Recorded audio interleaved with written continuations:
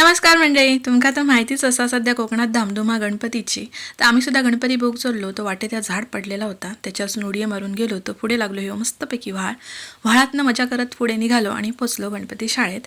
ही गणपती शाळा हा मूर्तिकार उत्तम गावडे यांची, ज्यांच्याकडे आमचं गणपती असता. आत्ताशे साच्यातनं मूर्ती काढूक सुरुवात केली नाही हातेनी आणि हात सोंड वगैरे लावणं, फिनिशिंग करणं ह्या काम चालू होता. ही गणपतीची माती असा गाळाची, शाडू माती नाही.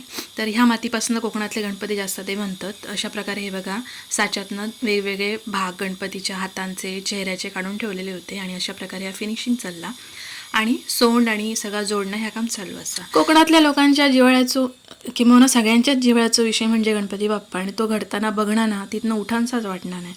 तर शेवटी आम्ही थोडा वेळ थांबलो, बघितलं आणि निघालो. आणि एक प्रश्न माझ्या मनात येलो, तो तुमका विचारते. मंडळी, गणपती बनवतात त्या ठिकाणा गणपती शाळा किती म्हणतात? कोणाक माहिती? आता कमेंट नक्की करा आणि व्हिडिओ आवडला तर लाईक करा.